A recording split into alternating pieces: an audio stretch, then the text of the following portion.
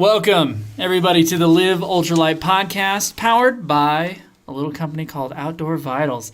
This podcast is all about inspiring you to get outdoors, showing you how to lighten your pack and build your confidence so you can start living your life full of adventure. I am Joe, content creator here at Outdoor Vitals, and I have with me on the program someone you've probably heard before a couple times if you've listened to us, Tyler. How's it going, Tyler? Good. VP of Operations, right? Yep. Of Outdoor Vitals. So Tyler is VP of Operations for an outdoor gear company. So I figured that might be kind of interesting. People who are super fans of Outdoor Vitals, who are large majority of the people listening to the show, might want to hear some more about you and your life of adventure and possibly a little bit of the businesses that you've made, and of course of this one that you help run. So, awesome. Tyler, where did you grow up? I grew up here in Cedar City, Utah, southern Utah. So You've just been here the whole time? No, not the whole time. I served an LDS mission back in North Carolina. Then my wife and I, when we got married, we moved to Texas for a while. Why'd you move to Texas? For my first sales job. Okay. Yep. Do you want to get into that? It was just kind of a normal, door-to-door sales job. It really taught me a lot about working for myself because it was 100% commission.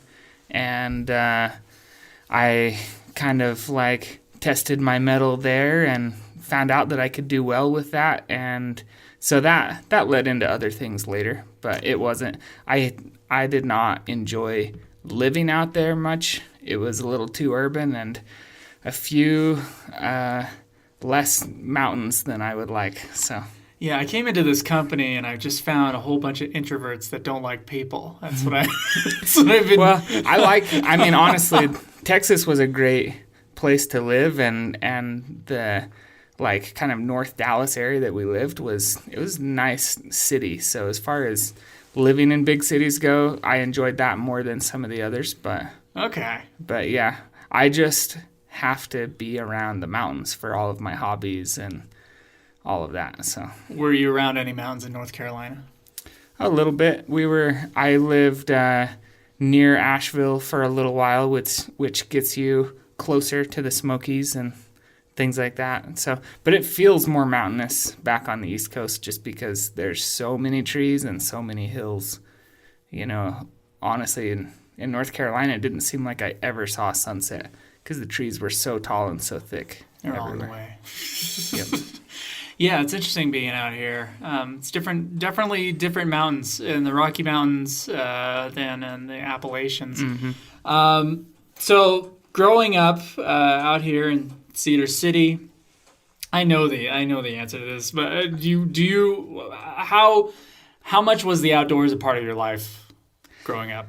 It was a massive part of my life. If you guys saw the video of us taking Dan Becker through the Virgin River Rim Trail, that trail goes right past the cabin that I grew up spending every single weekend at. I grew up riding horses, fishing, hunting, hiking, doing Boy Scouts, all of that kind of stuff with my dad in the mountains every week, sometimes 3 or 4 times a week, depending on the season. And I just really learned to love them and appreciate them and respect the mountains quite early on. Cool. So I guess kind of sidetracking, going back into your sales job, how did that turn into rugged materials? Yeah, so do you want the long answer or the really long answer? The long answer or the really long answer, whichever one's better. Yeah.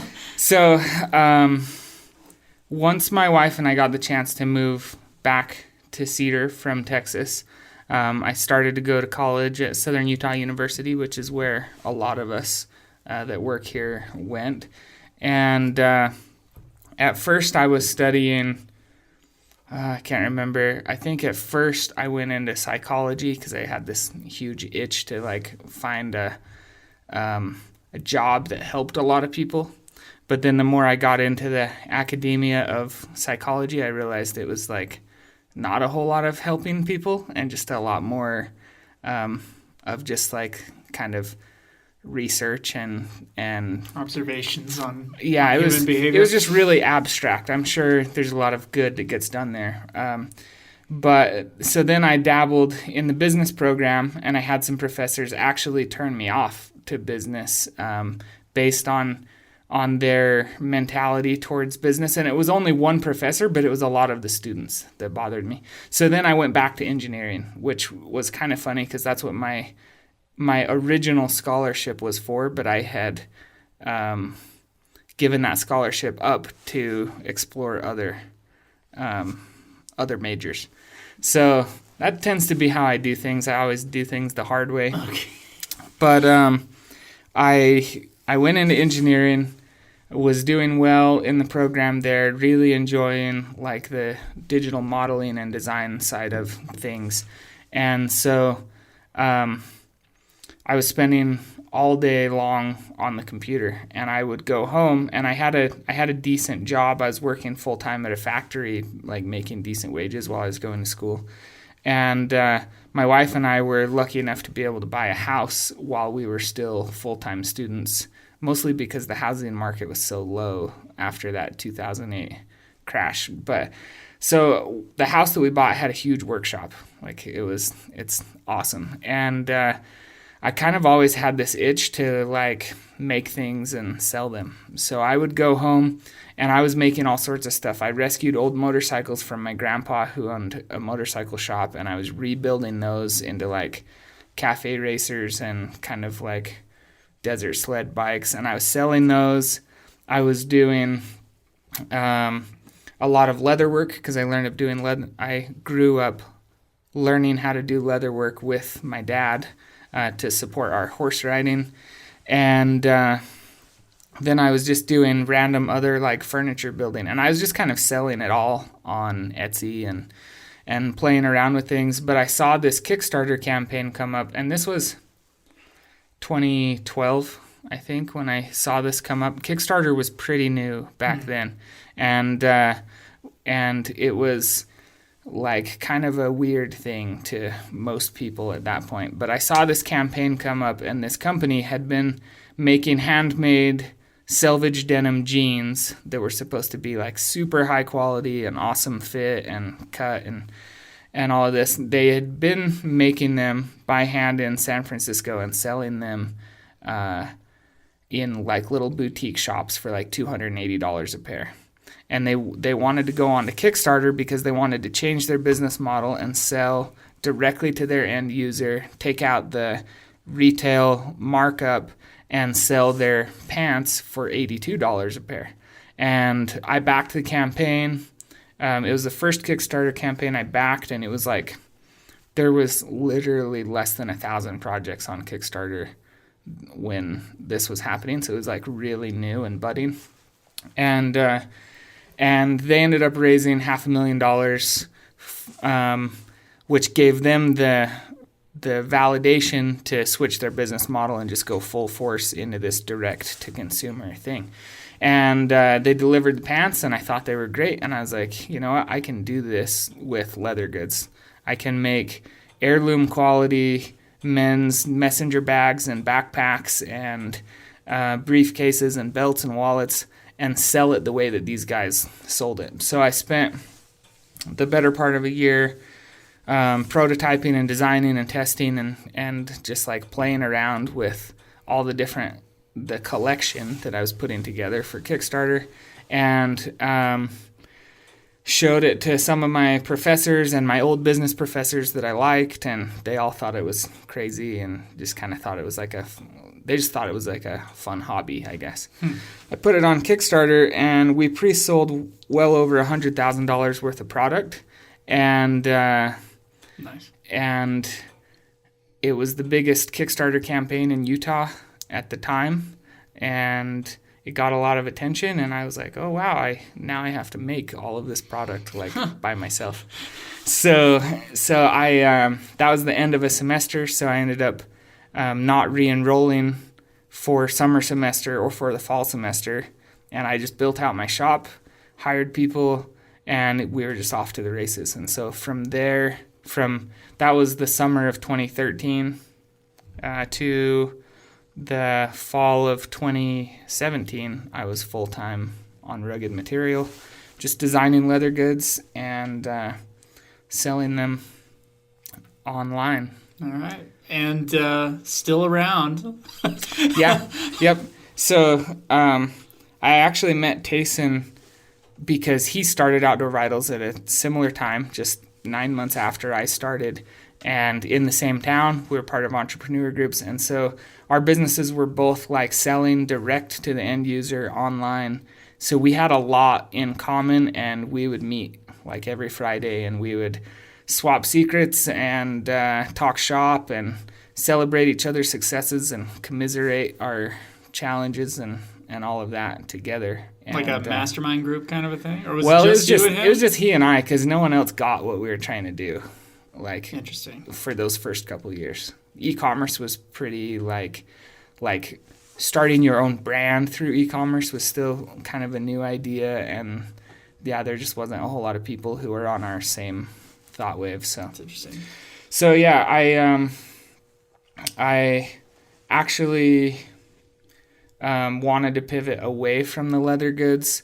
Around 2017, we were having our first daughter, and I was pretty burned out on trying to run my own business, trying to do it all 100% American made, direct to consumer, like, and I had just kind of like worked myself into this really bad burnout.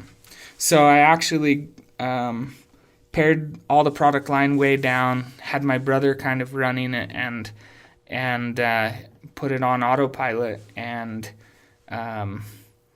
took a good pay cut that way, but went to work for another company here in town. And then after a couple of years, I found a buyer for Rugged Material, and so they bought it, and then I was on to the next thing. You're free. Yeah. Yep. Well, that's really cool. It's always really cool to hear someone's like kind of business from nothing story. Yeah. It's I learned a whole lot of what not to do. Mm-hmm. I had one missed email cost me more than $50,000. I had, I made just about every mistake you could make with employees, like with hiring and how to structure things with employees and how to lead and just all that kind of stuff. I learned a lot of what not to do. But somehow we were always profitable enough that we could like shake off my mistakes and keep trudging along. But it just ended up consuming me and not allowing me to have a healthy family life and stuff like that. So what made you decide to join OV? Well, I think when I went part-time on Rugged Material that fall of 2017, Tayson and I it kind of went unspoken, but I think we would have been happy to work together then in 2017. But at that point, his team was small enough and the company was manageable enough that it didn't make sense for me to come help because we were both good at the same things, or we were both like experienced in the same things. So when I went to work for this other company here in Cedar, they were about double the size of what Outdoor Vitals is now. And I got a leadership position right off the bat there, and then I ended up working my way into the top level of leadership there, and I got to gain a ton more experience on how a business with 5 times the employees that we have at Outdoor Vitals, like how that runs, how it looks, what's good, what's not. And so then a year ago, Tayson and I were at a different mastermind networking group where we speak with other business owners and stuff.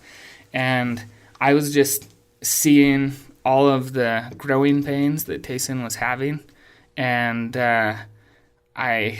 he would ask all these different things, and I started to have the answers because of the other business that I was working at. Right. And so then, it made a lot more sense for us to start talking about me coming to help at Outdoor Vitals.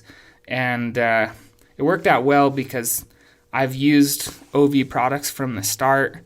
I've always been kind of an unofficial tester and gotten to see it grow from the very beginning. So for me to be able to sell rugged material, leave the other company, and come here and focus 100% on it it's been awesome. It's been really fun, and we've seen some good successes with it so far.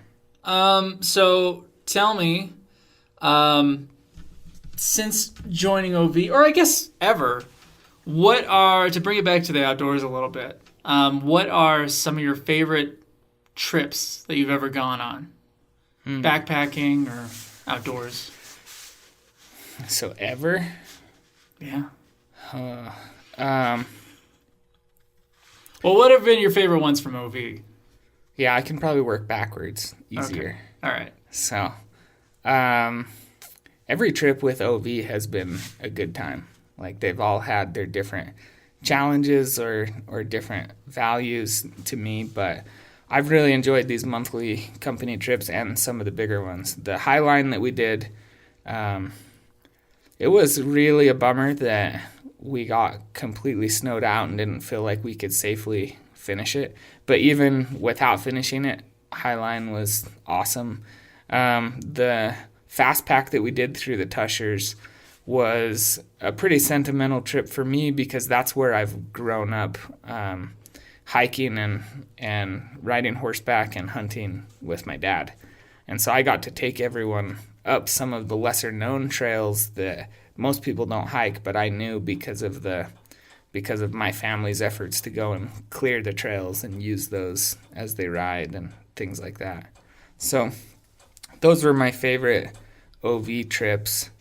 And a lot of my favorite memories in the mountains have been there in the Tusher Mountains with my dad also. But we've done some amazing hiking trips just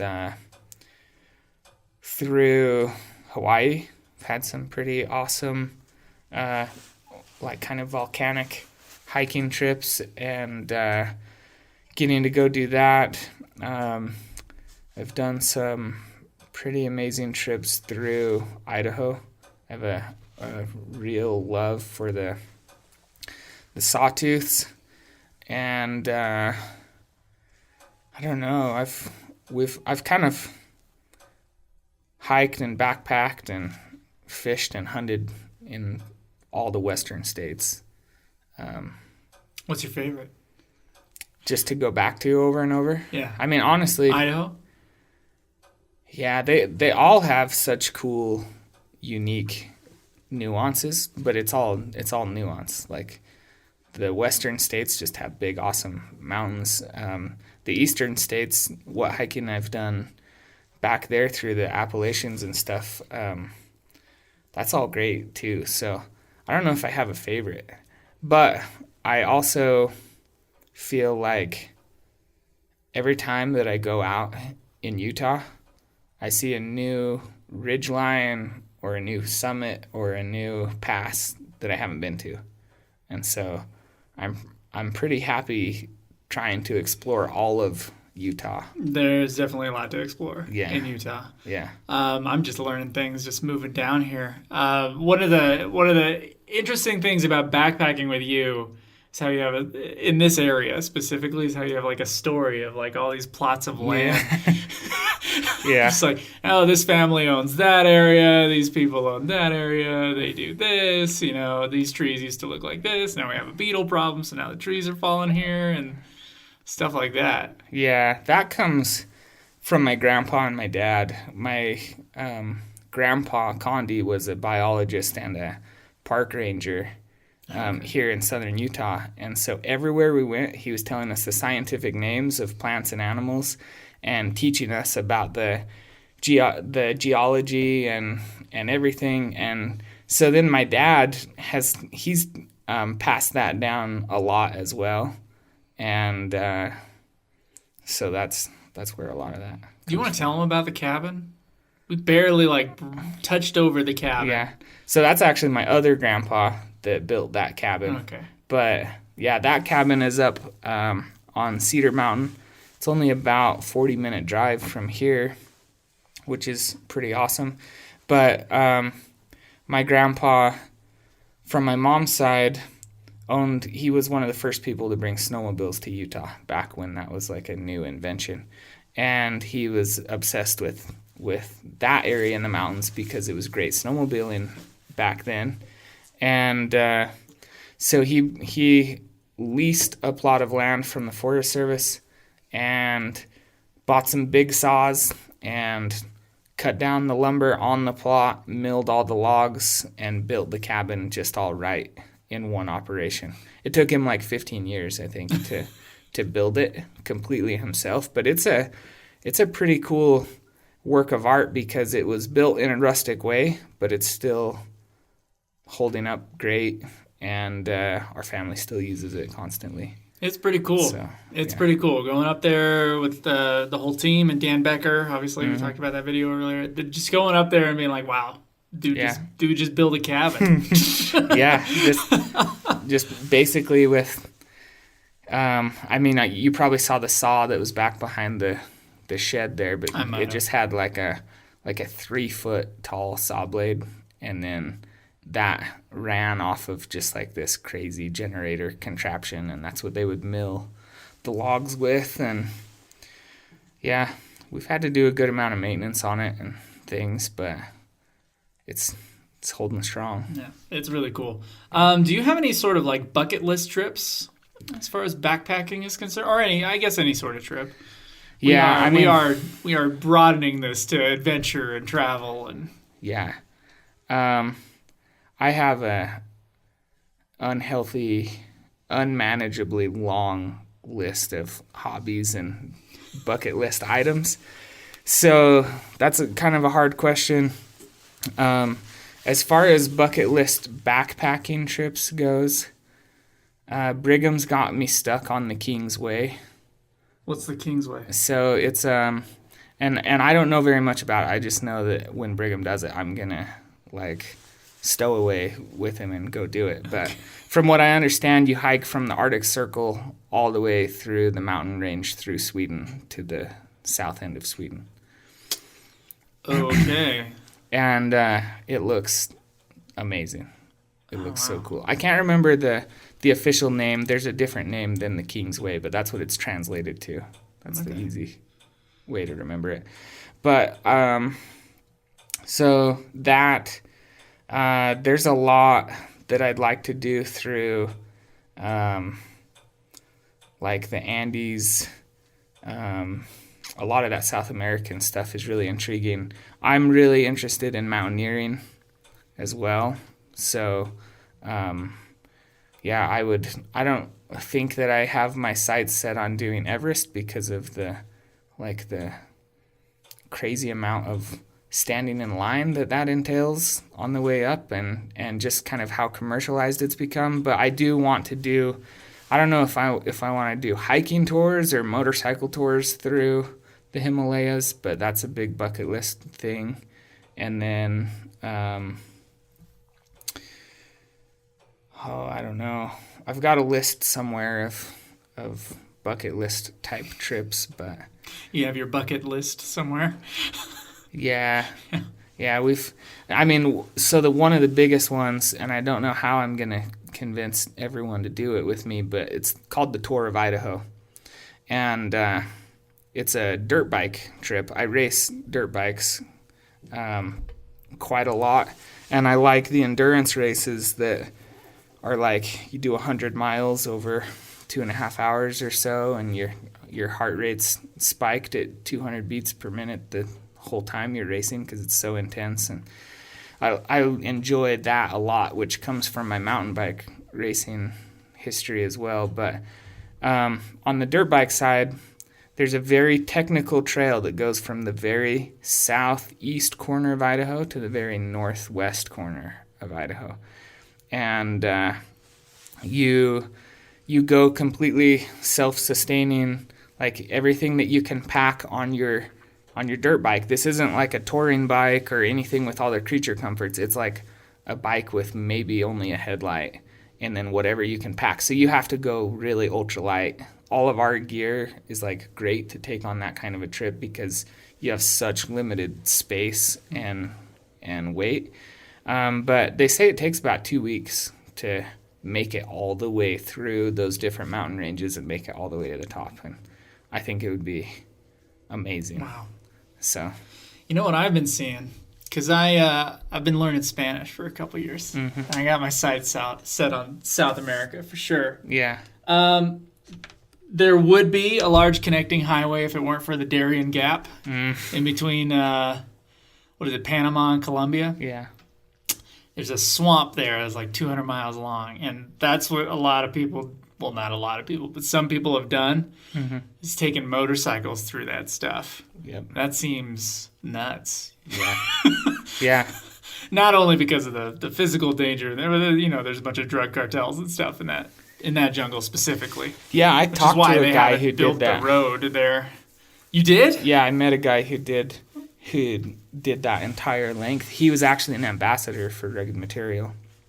And I asked him about the drug cartels, and he's like, I just tried to always have a little bit of money, but also just tried to always have cigarettes and a smile on my face. And he said anyone that he talked to, he handed out cigarettes to, and then just kind of like kept going before they could say much or do much. And it worked for him. He never had any issues. He didn't have any issues specifically in that jungle, is what I'm wondering. No, so the only time he got robbed was in Texas. So, and that was like just probably bad timing because he had a flat tire and someone pulled up and made him give him his wallet. Wow. Yeah. I would like to talk to that person, by the way. I would like to have them on the podcast. This is all about adventure. Yeah. Yeah. Well, Tyler, thank you for taking your time. I know you're very busy right now. We're trying to build out a showroom for Outdoor Vitals where people can actually come and, look at product, like be able to see it's not just a picture on a website, And, you're working on that. And we have an expo that we have a booth at next week as well, and you're working on that. So, I want to thank you again for coming over here and talking about your life at Outdoor Vitals and the outdoors, and maybe we'll talk again on the show. We'll see. Yeah, I appreciate it. All right. Thank you guys for listening. If you want any links to our awesome Outdoor Vitals gear, that'll be in the description below. Put your comments on YouTube. We'll read them on the podcast. This episode and the last episode that I recorded with Brigham, kind of recording out of order, so I didn't have comments in front of me, but I will read your comments on the show as well as any positive iTunes reviews that you guys give. Thank you very much. We'll see you next time. Thanks.